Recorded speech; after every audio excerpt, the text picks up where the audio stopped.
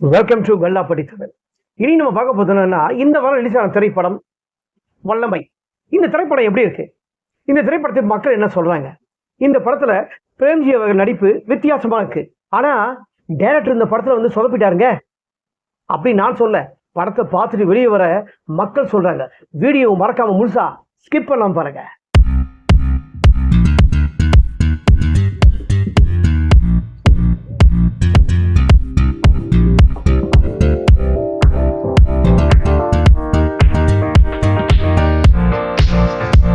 இந்த படத்தோட கதைன்னு சொன்னா, இந்த படத்துல வந்து ஆர்டிஸ்ட் ரொம்ப பின்னாடி நிறைய ஆர்டிஸ்ட்லாம் இல்லை இருக்காங்க. இந்த படத்துல மெயின் சொன்னா நம்ம பிரேம்ஜி, தீபா சங்கர், பிந்து மற்றும் பலர் இந்த படத்துல எத்தனையோ நடிகர் இந்த படத்தில் நடிச்சிருக்காங்க. மற்றபடி எல்லாருமே அவங்களுக்கு கதாபாத்திரத்தை நல்லா தான் பண்ணியிருக்காங்க. இந்த படத்துல வந்து மற்றபடி வேற எதுவும் பிரச்சனை இல்லை. இந்த படத்தோட இசை ஜிவிகே, அவர் இசை வந்து நல்லா தான் பண்ணியிருக்காரு. பேக்ரவுண்ட் இசையில நல்லா தான் இருக்கு. இந்த படத்தோட கதைன்னு சொன்னா, நடிகர் பிரேம்ஜி வந்து அவரோட ஒய்ஃபை வந்து இறந்துடுறாரு. அவர் ஒய்ஃப் இறந்ததுக்கு அப்புறம் அவருக்கு பிறந்த பொண்ணை வந்து நம்ம ரொம்ப பத்திரமா பார்த்துக்கணும், அவரை பத்திரமா வளர்க்கணும்னு சொல்லிட்டு, நம்ம இந்த ஊர்ல இருந்தா செட் ஆகாது அப்படின்னு சொல்லிட்டு அவர் சென்னைக்கு வராரு. ஆனா சென்னைக்கு வந்ததுக்கு அப்புறம் அவர் வேலை இல்லாம ரொம்ப கஷ்டப்படுறாரு. எந்த வேலைக்கு போகிறது, பொண்ணை காப்பாற்றணுமே, பொண்ணு ஸ்கூலில் சேர்க்கணுமே சொல்லிட்டு ஏகப்பட்ட கடமைகள் அவர்கிட்ட இருக்குன்ட்டு. ஆனால் அவர் நிறைய ஹார்ட் ஒர்க் பண்ணதுக்கு உண்டான எல்லாமே பண்ணுறாரு. ஆனால் வேலை கிடைக்கல. அதுக்கப்புறம் தான் சென்னையில் வந்தவர் ஒரு ஆட்டோக்கார நண்பர் வந்து ஒருத்தர் பழகுறாரு. அவர் பழகினதுக்கு அப்புறம் அவர் தான் வேலைகள்லாம் ஏற்பாடு பண்ணுறாரு. நைட்டில் வந்து பார்த்தீங்கன்னா இந்த பப்ளிக் செவரில் இந்த சினிமா போஸ்டர்லாம் ஒட்டுவாங்க பார்த்தீங்களா, அந்த போஸ்டர் ஓட்டுற வேலை பார்க்குறாரு. பகலில் வந்து வேலை செய்கிறாரு. இந்த மாதிரி ஒரு இது பார்த்துக்கிட்டு பொண்ணு வந்து ஸ்கூலில் சேர்த்து அப்படியே படிக்க வச்சு ரொம்ப கஷ்டப்பட்டு தான் பண்ணியிருக்காரு. ஆனால் பொண்ணு தான் அம்மா இருந்தாங்கன்னா தான் பொண்ணு வந்து பெரிய மனுஷன் ஆனதை வந்து எப்படியோ வந்து சொல்லுவாங்க. அம்மா இல்லை, அம்மா இல்லைன்னு சொல்லும்போது அந்த பொண்ணு யார்கிட்ட சொல்லும்? அப்பா கிட்ட தான் சொல்ல முடியும். அந்த மாதிரி தான் தான் பெரிய மனுஷன் மாதிரி எனக்கு ஹீரோயின் போகிற இடத்துல ஏதோ ஒரு பிளட் வருதுப்பா அப்படின்னு சொல்லிட்டு ஒரு ஃபீலிங்கோடு போயிட்டு அந்த பொண்ணு தான் பெற்ற அப்பா கிட்ட போய் சொல்கிறாங்க. அப்பாவோ ஒரு விதத்துல அழுகுறாரு, அதே சமயத்துல சந்தோஷம். தான் பொண்ணு வந்து பெரியவன் சான்ஸ் சந்தோஷத்துல அப்படியே வந்து டாக்டர் கிட்ட போறாரு. டாக்டர் வந்து பாத்தீங்கன்னா நம்ம தீபா சங்கர் தான் டாக்டர். டாக்டர் எல்லாத்தையும் செக் பண்ணிட்டு என்ன பண்றாங்கன்னா, பொண்ணு ஒரு 5 நிமிஷம் வெளியே இருக்க சொல்லுங்க, நான் உங்ககிட்ட பேசணும் அப்படின்னு சொல்றாங்க. என்ன சொல்லுங்க, என்ன தனியா பேசணும் சொல்லுங்க. அப்புறம் டாக்டர் சொல்றாங்க, நீங்க எதிர்பார்க்குற மாதிரி அது பெரிய மனுஷன்லாம் ஆகல, நீங்க நினைக்கிற சந்தோஷமான விஷயம் இல்லை. இந்த பொண்ணு வந்து யாரோ வந்து ஒரு பாலியல் தொல்லை கொடுத்துருக்காங்க, நீங்க நான் யாருன்னு விசாரிங்க அப்படின்றாங்க. சந்தோஷமா கிடைக்கிற விஷயம் நினைச்சிட்டு பிரேம்ஜியோட முகத்துல ஒரு சந்தோஷம் இருந்தது. ஆனா இப்படிப்பட்ட ஒரு நியூஸை வந்து டாக்டர் சொல்லிட்டாங்களே சொல்லிட்டு அவரோட முகத்துல வந்து ஒரு பதட்டமோ ஒரு ஆக்ஷன் கொடுத்துருக்காரு பாருங்க. நடிகர் பிரேம்ஜி தான் அந்த முகத்துல நடிப்பு கொடுத்தாரான்னு சொல்லிட்டு ஒவ்வொருத்தருக்கும் வந்து ஒரு இது வந்துடும். அப்படிப்பட்ட ஒரு நடிப்பு ஆக்ஷன் கொடுத்துருக்காரு நடிகர் பிரேம்ஜி. ஏன்னா பிரேம்ஜி அவர்கள் இந்த படத்துல வந்து நம்ம அவரை வந்து எவ்வளவோ பண்ணிட்டோம், இதை பண்ண மாட்டோமா அப்படின்னு சொல்ற ஒரு பிரேம்ஜிவியை தான் எல்லா திரைப்படத்திலும் நம்ம பார்த்துருப்போம். ஆனா இப்படி ஒரு ஒரு திறமையா ஒரு முகத்துல அவர்கிட்ட இருக்குன்ட்டு இந்த திரைப்படத்துல நம்ம எல்லாருமே பார்த்துருப்போம். ஏன்னா அப்படி ஒரு வித்தியாசமான ஒரு தோற்றத்துல இந்த படத்துல நடிப்பு நல்லா நடிச்சிருக்காரு.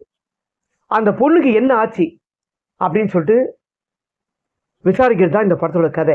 அந்த இப்படிப்பட்ட அந்த பொண்ணுக்கு ஏற்படுத்தவனை எப்படியாவது வந்து பழிக்கு பழி வாங்கணும் அப்படின்னு ஒரு நோக்கத்தோட இருக்காரு. யாருன்னு தேடுறாரு, தேடி கண்டுபிடிக்கணும். அப்பதான் அந்த ஊர்ல வந்து ஒரு தொழிலதிபர் இருக்காரு, ஒரு பிசினஸ் மேன். அவர் என்ன பண்றாரு, ஒரு 50 லட்ச ரூபா ஊர்ல அங்கெல்லாம் டொனேஷன் பண்றாரு. ஆனா அந்த ஊருக்கு வரும்போது கார்ல வந்து இந்த பொண்ணை ஏற்றி இதாக பண்ணிக்காரு. இதுல டைரக்டரோட தவறு என்ன நான் சொல்லிக்கிறேன்னா, இந்த படத்தோட கதையை வந்து எந்த விதமான மிஸ்டேக் இல்லை. ஆனா டைரக்டர் பண்ண ஒரு சொதப்பலான டைரக்டர்னா இவர் தான். ஏன்னா ஒரு பொண்ணு வந்து பாலியல் தொல்லை கொடுத்துருக்காரு. பாலியல் தொல்லை கொடுத்த வந்து அந்த பொண்ணு தான் தொல்லை கொடுத்தது அந்த பொண்ணுக்கு தெரியாமையா இருக்கும். அந்த பொண்ணு வந்து உள்ள போயிருக்கு, அந்த பொண்ணு அவர் என்னென்னமோ பண்ணியிருக்காரு. ஸோ அதெல்லாம் பண்ணிட்டு வெளியே சாதாரணமா ட்ரெஸ்ஸை பார்த்துட்டு சட்டையை பார்த்துக்கிட்டு அந்த பொண்ணு வெளியே வருது. இப்படியா காட்டுவாங்க டைரக்டர்? அது அவர் உடனே என்னை இது மாதிரி ஒருத்தன் பண்ணிட்டான்ப்பான்னு சொல்லிட்டு ஒரு பதட்டமா ஓடி வரத காட்ட வேணாமா டைரக்டர்? அது டைரக்டர் காட்டாரா? முருகன் அவர்கள் இதை வந்து இவ்வளோ ஒரு வித்தியாசமான பிரேம்ஜி நடிப்பை வந்து கொண்டு போயிட்டு இப்படி ஒரு தவறை வந்து இப்படி ஒரு வித்தியாசமான ஒரு நல்ல திரைப்படத்தில் இப்படி ஒரு சொதப்பலான டைரக்டர் வந்து நீங்கள் எங்கேயாவது பார்த்துருப்பீங்களா? கருப்பையா முருகன் அவர்கள் டைரக்டர் அவர்களே, உங்களை தான் கேட்குறேன். எதுக்கு இப்படிப்பட்ட ஒரு படத்தெல்லாம் டைரக்ஷன் பண்ணுறீங்க? ஏன் சொதப்பலா டைரக்ஷன் பண்ணுறீங்க? நல்லா பண்ணிட்டீங்க. 190 ரூபா கொடுத்து வந்து பப்ளிக் ஆடியன்ஸ் பார்க்குறாங்க, ஒரு நல்லா பார்க்குறாங்க. இப்படிப்பட்ட ஒரு நடிப்பை டைரக்ஷனை பண்ணிட்டு மட்டமாக டைரக்ஷன் இருந்தால் 190 ரூபா யாருங்க கொடுக்குறது? கருப்பையா முருகன் அவர்களே, நீங்கள் தரீங்களா?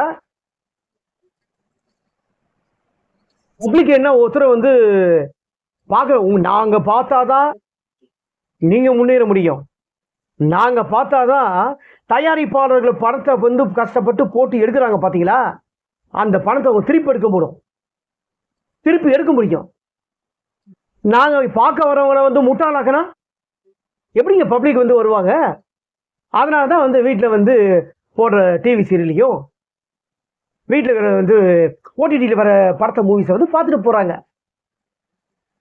கருப்பையா முருகன் டைரக்டர்ல ஏன் இப்படி பண்ணுறீங்க?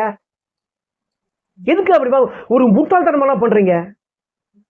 டைரக்ஷன் பண்ண தெரியலையா? இனிமேல் நீங்கள் டைரக்டர் ஃபீல்டே நீங்கள் ஒதுங்கிடணும். இப்படிப்பட்ட ஒரு சொதப்பல் சீனை வச்சிருக்கீங்க தெரியுமா? நீங்க ஒரு வித்தியாசமான ஒரு நல்ல கதையில போயிட்டு இப்படிப்பட்ட ஒரு மட்டமான வந்து சொதப்பல் சீனை வச்சிருக்கீங்க. ஒரு மெயினான சீன் அது. யாரா இருந்தாலும் ஒரு பொண்ணு வந்து நம்ம ஏடாகுடமான வந்து நம்ம தொடரும் போது அந்த பொண்ணு ஏன் கட்டாதா? இப்படி ஒரு பண்ணிட்டாங்கன்னு சொல்லிட்டு ஒரு ஃபீலிங் வராதா? அம்மாவும் அப்பா கிட்டவும் சொல்லாதா? முருகவரே சொல்லுங்க. அதனால்தான் இந்த படத்துக்கு வந்து படத்தை மக்கள் பப்ளிக் பார்க்க வரவங்களே டைரக்டருக்கு சரியான பாடத்தை காட்டிட்டாங்க. பிரேம்ஜி அவர்கள் மேல மிஸ்டேக் இல்லை, கருப்பையா முருகன் டைரக்டர் அவர்கள் மேலதான் மிஸ்டேக்கு.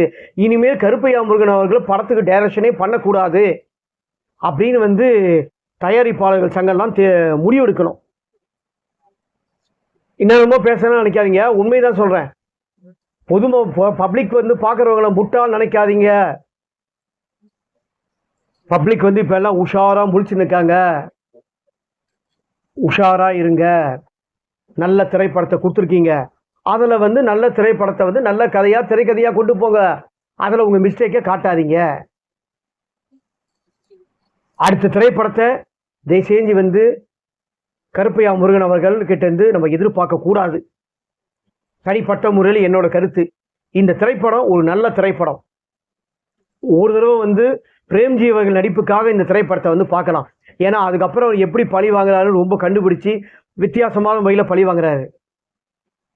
அதனால அவருக்காக இந்த நடிகர் பிரேம்ஜிக்காக இந்த திரைப்படத்தையும் கதைக்காக, ஏன்னா சொதப்படுறது வந்து யாருக்கும் தெரியாது. ஏன்னா ஒவ்வொரு வீட்லேயும் பொன் குழந்தை இருக்கு. அந்த ஒவ்வொரு வீட்லையும் பொன் குழந்தைய வந்து எப்படி உஷாரா பாதுகாக்கணும், எப்படி சொல்லி நம்ம வளர்க்கணும், அதெல்லாம் வந்து அப்பா வந்தா சரி அம்மா வந்தா சரி பெண் குழந்தை பெற்றவங்களே உஷாரா வளைங்க, நல்லது சொல்லி கொடுத்து வளைங்க. ஓகேங்களா? தனிப்பட்ட என்னோட கருத்து. இந்த வாரம் ரிலீஸ் ஆன திரைப்படம் வல்லமை திரைப்படம், ஒரு நல்ல திரைப்படம். டைரக்டரை வந்து விட்டுடுங்க, மற்றவங்களுக்காக பிரேம்ஜிக்காக இந்த படத்தை ஒரு தடவை பாருங்க. ஃப்ரெண்ட்ஸ், இந்த வாரம் ரிலீஸ் ஆன திரைப்படம் வல்லமை படத்தின் திரை விமர்சனம். நான் கொடுத்த திரை விமர்சனம் உங்களுக்கு பிடித்திருந்தா மறக்காம கமெண்ட் பாக்ஸில் உங்கள் கருத்தை பதிவு பண்ணுங்க. கல்லாப்பட்டி தமிழ் யூடியூப் சேனலை மறக்காம சப்ஸ்கிரைப் பண்ணுங்க, லைக் பண்ணுங்க, ஷேர் பண்ணுங்க, கமெண்ட் பண்ணுங்க.